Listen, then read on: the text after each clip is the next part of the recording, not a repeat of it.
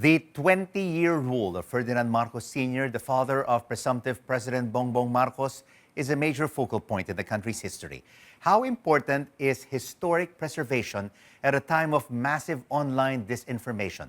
Let's bring in now renowned historian Ambeth Ocampo. Professor, thank you so much for joining us. Is there reason to fear that there will be historical revisionism, especially of the martial law period under a Marcos Jr. administration?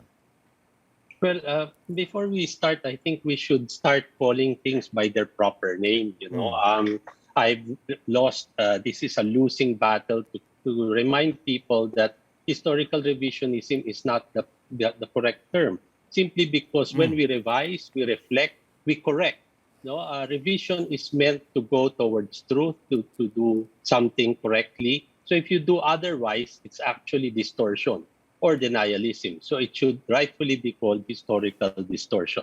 Now, your question about should we actually fear a historical distortion in the next 6 years? Well, one can say that, there is clear and present danger of the distortion of our history simply because social media has been flooded in the last 5-10 years with things that are not in sync with what we know as historical truth. The golden age of Marcos, the Taliano gold, and many other things. So there is I would say a clear and present danger, but I will wait and see how things will happen in the next 6 years. What particular benchmarks, Professor Ocampo, will you be observing very closely if indeed there will be what you call historical distortions?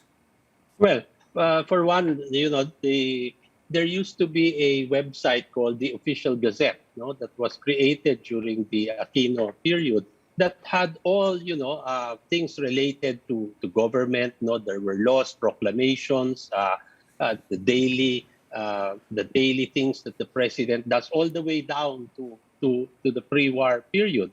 And that website is not the same. It's not as interactive as before. The Malacanang Museum website, which is the story of the presidency, has been taken down. Their Facebook page is still up, but the website, which had much information, is now undergoing maintenance. Now, what are the benchmarks? It is ironic that we voted in Marcos Jr. this year, which is the 50th anniversary of the declaration of martial law. So how will this event be commemorated? I don't say celebrated. How will it be remembered? How will it be commemorated this year under a Marcos presidency? I don't know. Then corollary to that, when you think about it, will we even have a Ninoy Aquino holiday this year in August? Will we have a celebration of EDSA people power next year? So these are benchmarks because they are part of our national schedules already, and we'll see how things will change, at least within the first year. And of course, we all know that Marcos Jr. Won more than 31 million votes, and many are arguing, why don't we give the Marcos family a chance? And you are giving them a chance. So what will convince you that the Marcoses will not revise this historical distortion? Well, we've seen that. Well, they disown, the distortion that is going on online. But since they are the main beneficiary of this distortion, we have to wonder, whether that's true or not. Now, I'm waiting to see what will happen. But just recently, a group of academic historians have actually issued a manifesto saying we will stand for truth, we will produce works that will record the truth, record history, we will teach history well. This is the job description of a historian. So we don't have to say it because we are supposed to do it, but we have to say it now because of the fear, the very well-founded fear that our history will change from what we have known of it before. There were attempts even before this administration to change, for example, Ninoy Aquino Airport into back and revert it to Manila International Airport. So you can see here, they're changing monuments, they're changing landmark historical things that we are supposed to remember, and that is part of the history. Then we have our textbooks. How will the martial law period be reflected in the textbooks? Up to today, this is our problem. We always talk about our presidents. We just give their lives and their achievements, but we never talk about their negative side.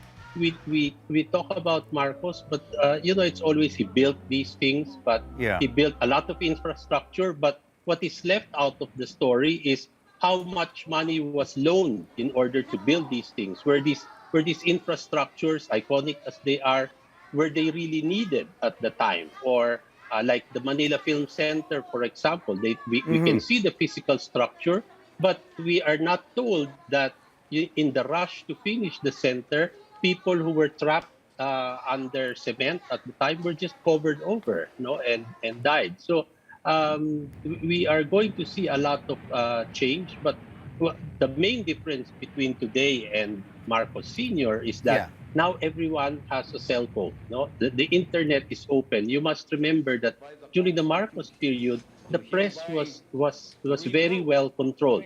So if you read the primary sources, you read the newspapers of the period, everything is rosy.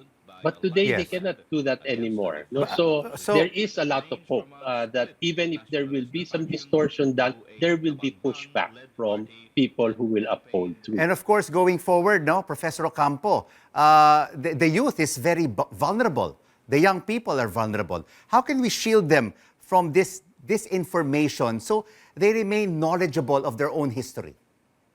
Well, that's the thing. No? People are averse to reading already. I mean, my own students, when I tell them to go to the library, they sort of look at me like I came from Mars, and they say, "You want me to handle a physical book? Isn't it available online?" So they presume everything is online, and they're not reading as much as we did, in our generation. So they take their information. They won't read a newspaper, but they'll get their information from a tweet, from TikTok, from Facebook. So for me, in the next 6 years, I want to engage in that platform. I'm one of the few historians who actually engages in Facebook, on the internet, because I think this is the next frontier. Academic historians were always writing for themselves, so writing to the convinced, writing for journals which nobody reads. But now I think we have to engage I'm not saying I will do TikTok yet, but if we don't engage, then we will lose the opportunity to answer and to push back the distortion that has been coming for the last 10 years. Looking forward to your TikTok account, Professor Ocampo. Thank you so much for Yes. your insights. Historian Thank you. Ambeth Ocampo.